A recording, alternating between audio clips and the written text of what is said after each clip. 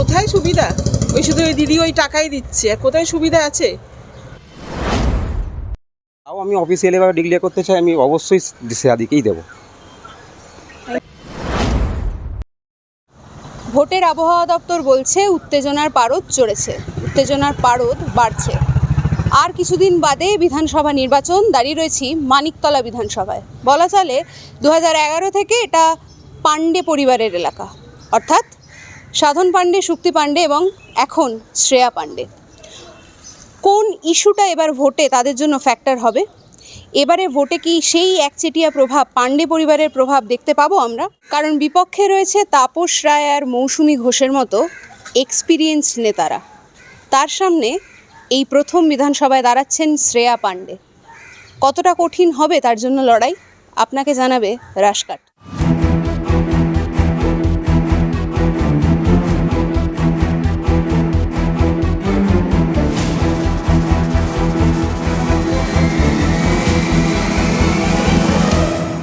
দু সাল মুখ্যমন্ত্রী মমতা বন্দ্যোপাধ্যায় ক্ষমতায় এলেন এবং তখন থেকে মানিকতলার বিধানসভার একটাই নাম, সাধন পাণ্ডে। 2026 সালে এসেও তার কোনো পরিবর্তন লক্ষ্য করা যায়নি, কারণ 11 থেকে 26 পাণ্ডে পরিবারের আধিপত্য কিন্তু কমেনি। সাধন পাণ্ডে না থাকলেও এখন 2026-এর বিধানসভা নির্বাচনের মুখ শ্রেয়া পাণ্ডে। তিনি কি রক্ষা করবেন পাণ্ডে পরিবারের আভিজাত্য, নাকি বাসা বদলাবে? কারণ তার বিপক্ষে দাঁড়িয়েছেন তাপস রায়, সুমন রায়চৌধুরী ও মৌসুমী ঘোষের মতো আরও বিশিষ্ট হেভিওয়েট নেতারা। নাকি এবার লড়াই হবে কাকা ভাইজির মধ্যে? মানুষ কি ভাবছে, মানুষ কি চাইছে, মানিকতলার মানুষদের মনের কথা আপনাকে শোনাবে রাশকাট।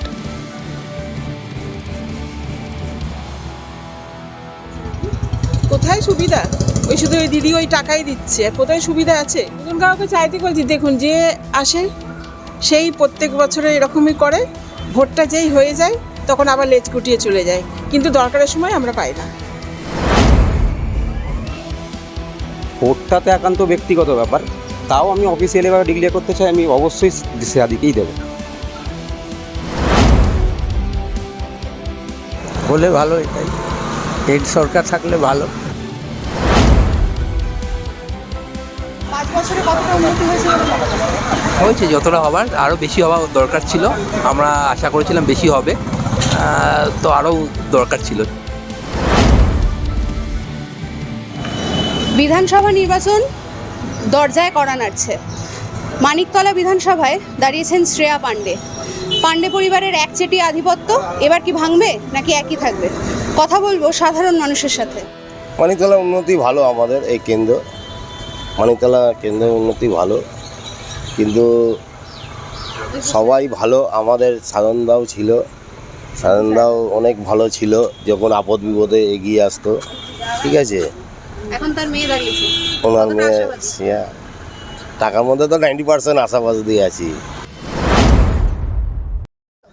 দেখুন, উন্নতি কী হয়েছে, তো সত্যি কথা বলতে গেলে হয়তো রাস্তাঘাট হয়েছে, কিছু নীল সাদা রং হয়েছে, কিন্তু সামগ্রিক উন্নতি বলতে যেটা বোঝায় সেটা দেখিনি।